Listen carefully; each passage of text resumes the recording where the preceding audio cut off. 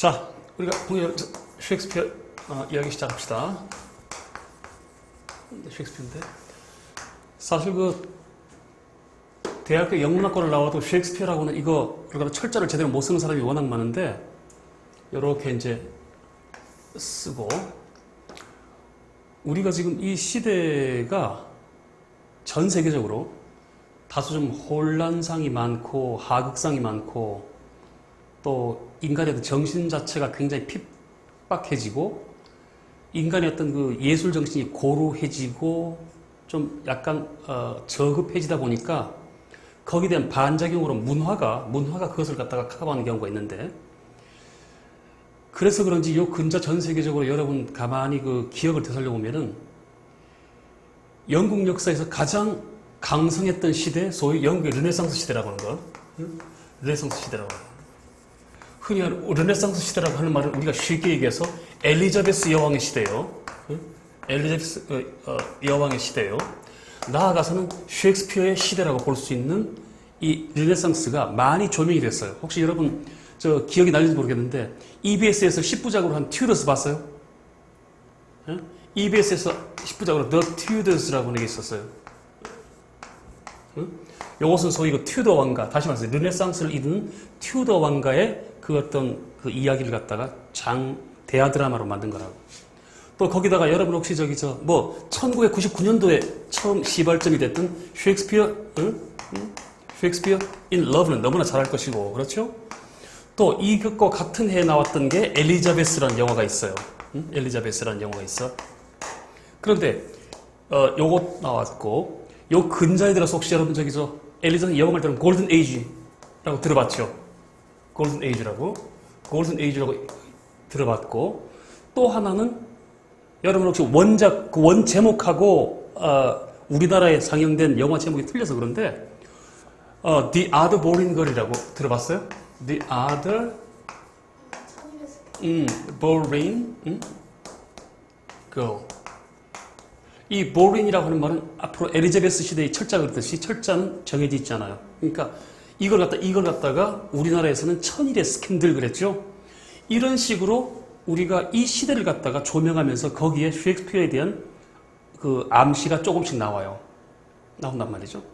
그러니까 다시 말해서 이 영국의 르네상스라고 하는 시대는 가장 문화적으로 가장 고상했고 가장 활발했고, 나아가서 정치면에서도 어떤 그 절대 왕정 헨리 8세와 그의 딸 엘리자베스로 이어지는 과정에서 가장 강성했으며 체제적으로 상대적으로 안정된 그런 시대였단 말이지. 그러니까 어떻게 보면은 오늘날 21세기 전 세계에서 벌어지고 있는 이 시대상과는 너무나 다른 그런 어떤 시대상이란 말이죠. 그러니까 그것에 대한 향수인지 모르겠지만 갑자기 르네상스의 시대가 많이 조명되고 셰익스피어가 조명되는 이유가 아마 우리 문화가 가진 하나의 어떤 그 역할 중에 하나일 거예요.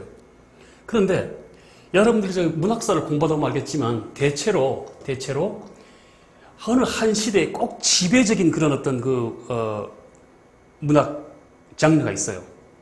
가장 대표적으로 여러분 중세시대 가장 대표적인 문학 장르는 시예요. 시예요. 그리고 우리가 여기 르네상스 시대는 소위 극예, 소위 드라마. 그리고 여러분 18세기 이후부터는 우리가 소위 말해서 산문의 시대라 그래. 그렇죠? 산문의 시대. 이 산문의 시대는 결과적으로 소위 잡지. 영국에서 많은 잡지가 이때 나오는 거죠. 평론지나 잡지와 소위 소설의 시대란 말이지. 그러면 우리가 막연히 이렇게 볼 때, 우리가 셰익스피어 강의를 들을 때 여러분들은 셰익스피어를 갖다 다 관심 있고 하니까 조금 더 보고 이렇게 하려고 모였겠지만, 우리가 셰익스피어 강의를 처음 할 때 셰익스피어는 어떤 사람이다부터 시작을 하는데, 그것은 내가 볼 때는 공부하는 데서 도움이 되지 않는다. 그 한 사람의 계리된 이력은 여러분들이 인터넷이나 찾아보면 다 아는데 그걸 뭘 문제가 있겠어. 가장 문제는 바로 이 문제예요. 왜 르네상스 시대에 드라마라고 하는 것이 주류적인 문학 장르로 자리매김했겠느냐는 문제지. 그걸 갖다가 여러분들이 잘 인지하고 있어야지만이 앞으로 다른 셰익스피어와 그 동시대 사람들의 어떤 작품들을 연구할 때 많은 도움이 될 것이다, 이런 말이에요. 여러분, 그럼 이런 과정에서 우리가 영국의 르네상스와 영국의 중세와 르네상스를 가늠하는 기준점이 뭐냐면은 바로 1485년이에요. 요거는 역사학자도 마찬가지고 문학에서도 마찬가지예요. 1485년을 기점으로 이 이후를 갖다 우리가 영국의 중세라 그러고 여기를 갖다 영국의 르네상스라 그래요. 그리고 요것을 가로지른 요 기점은 바로 뭐냐면은 소위 영국 역사에 헨리 7세가 등극한 해. 그런데 헨리 7세가 등극한 이제 어떤 에피소드가 있는가? 그 앞에 여러분 잘 아는 30년 전쟁. 예를 들어서 우리가 다시 이걸 30년 전쟁을 쉽게 얘기해서 장미전쟁이라 그러죠. 장미전쟁이라 그러는데 이것은 마치 우리가 꼭 마치 퀴즈 문제 같은 거잖아. 그렇죠? 이 소위 흰장미로 대변되는 요크가와 소위 붉은 장미로 대변되는 랑카스터가,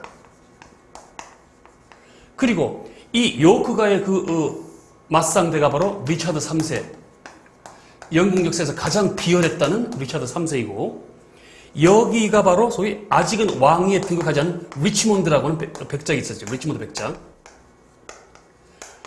이 사람이 영국 웨일즈 근처에 모스워드라고 하는 그 평야에서 마지막 최후의 결전을 돌리고 여기가 승리를 하게 된다고.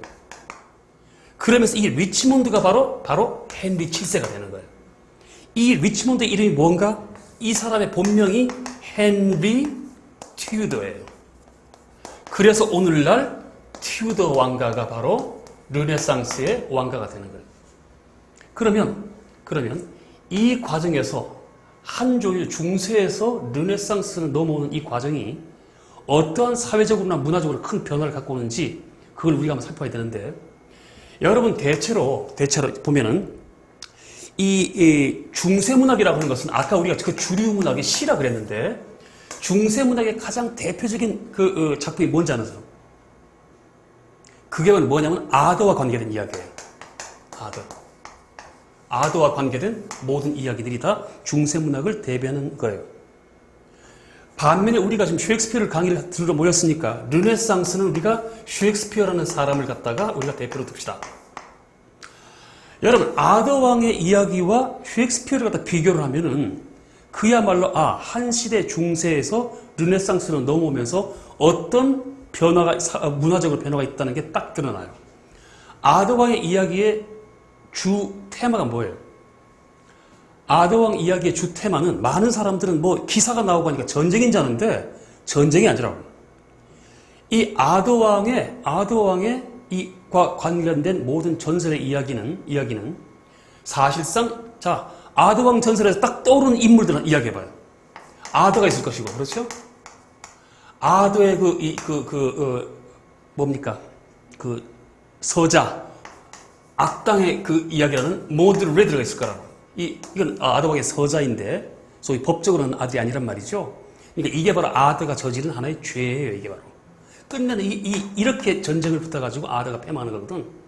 그리고 여러분 잘 아는 아더왕의 마누라 귀네비어 왕비가 있고, 이 귀네비어 왕비를 갖다가 한때 연모하고 귀네비어 왕비와 연문을 뿌렸던 제 첫 번째 기사, 12명의 원탁의 기사 중에 제일 첫 번째 The First Night라고 하는 것.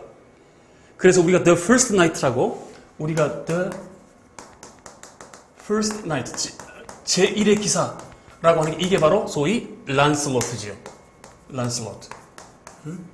우리가 이 The First Night라고 하는 것이 우리나라에서 영화 제목에서는 뭐라고 포스터에 나왔어요? 소위 카멜롯의 전설이라고 나왔어요. 이게 바로 카멜롯의 전설. 카멜롯의 전설이라고 나왔는데 이게 바로 란슬롯 이야기다. 그러면 아더왕의 이야기는 궁극적으로 뭐냐면은 아더가 윤리에 어긋나게 다른 어떤 모델을 낳고, 그리고 적법하게 귀내비를 얻어서 혼인 생활을 누리는데, 여기에 떠돌이로 있던 란슬로트가 영입이 되면서 이렇게 란셀로트와 귀네비어가 연문을 뿌리고 아드가 그걸 알고 하면서 고민스러워하고 하는 바로 인간의 명예의 문제. 기사는 기사로서 자기 윗사람을 갖다가 더럽히지 않고 순결하게 지켜줘야 되는 것. 이 또 여자는 여자로서 귀부인으로서의 자기의 또 순결을 지키는 명예를 지키는 것. 또 이 죄를 짓지 않는 것. 이와 같은 거로든. 그래서 여기에 이 아드왕의 이야기가 결국은 하나의 윤리적인 어떤 이 도덕적인 이야기지 전쟁 이야기가 아니라는 거지. 그리고 또 하나 여기에 이것이 또 하나 요 사람들이 벌어지는 요 해프닝도 하나의 윤리적인 문제이지만 윤리와 도덕의 문제지만 이것이 나아가서 여러분 잘 아는 것 성배를 찾는 문제 홀리 그레일 홀리 그레일 성배를 찾는 문제와 연관이 되면서 자 아드왕이 홀리 그레일을 찾는 그런 에피소드는 오늘날 우리 문화에서 여러분 잘 아는 인디아나 존스 바로 인디아나 존스의 모티프가 되는 거죠. 그러니까 다시 봅시다. 중세 문학은 첫째 종교와 관계 있다. 그리고 종교와 윤리의 문제이다 이런 말이지. 반면에 르네상스 넘으면 셰익스피어 안 봐요. 셰익스피어 안에는 기독교적인 종교라는 걸 갖다 강조하는 건 하나도 없어요. 다 보면 자기가 보고 들은 이야기, 자기가 읽은 외국 책들의 이야기, 또는 영국에서 내려온 어떤 전설이나 민담 이런 것들을 자기 마음대로 믹스를 해가지고 다양한 상태로 이야기 만드는 거거든. 그러니까 사실 여기서부터 색깔이 완전히 틀려지는 거예요. 어디가 더 재밌겠어? 여기가 훨씬 더 재밌죠. 그건 당연하지 뭐. 또 그런 문제가 있고 또 하나는 경제 구조가 어떻게 바뀌었나를 봐야 돼. 경제 구조를. 자, 우리가 다시 한번 얘기인데 우리가 지금 이 이야기를 더 장황하게 하는 이유는 왜 르네상스 시대의 드라마라고 하는 장르 자리매김할 수밖에 없는가 그 이야기를 좀 하는 과정이에요. 그럼 거기에 경제 문제가 낀다 이런 말이에요. 여러분이 어릴 때 그게 무슨 경제 문제가 무슨 관계 있나라고 하겠지만 여러분 중세 시대 경제는 장원 경제, 농업을 기반으로 한 장원 경제지요.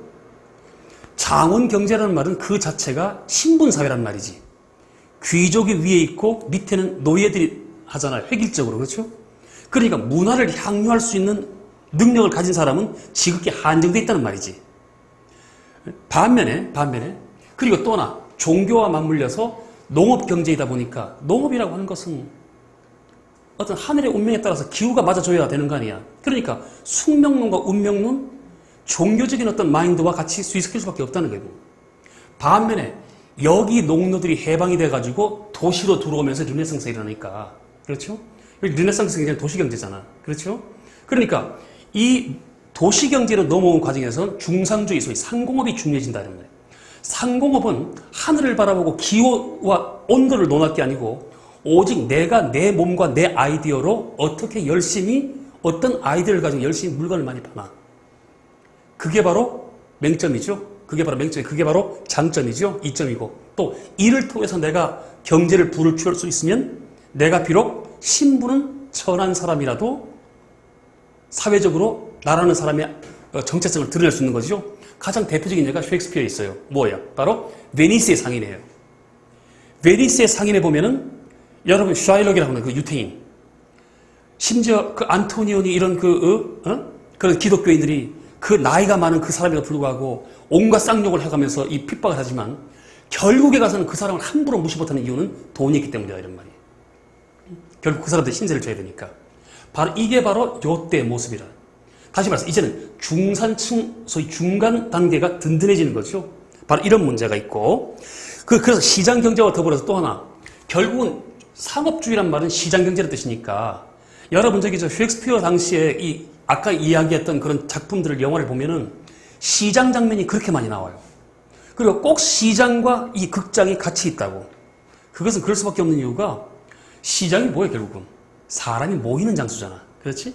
그러니까 모이는 장소이기도 하고 또 하나는 문헌에 나와 있는 바에 의하면 르네상스 시대 때 이 르네상스라는 이 중상주의, 상공업주의가 얼마나 활발했냐를 나타내는 지표로서 영국 전역에 축제가 2, 3일마다 한 번씩 열렸던 기록이 있어요. 그 말은 무슨 말이야? 전국에 걸쳐서 시장판이 벌어지면서 거기서 사람들이 모여서 떠들고 놀았다는 얘기거든. 그러니까 그 사람들을 갖다가 관객으로 흡수할 수 있는 것, 이거 바로 극문학밖에 없다는 거죠. 바로 그런 문제가 있고 그 다음에 중산 서민들이 그만큼 이렇게 발행하다 보니까 결국 그들로 인해서 르네상스의 모습들이 만들어지는데 이제 문학의 소재가 아까 얘기했지만 굉장히 다양해졌다. 그렇죠? 근데 그걸 갖다 이제 일말 우리는 세속화라고 그래요.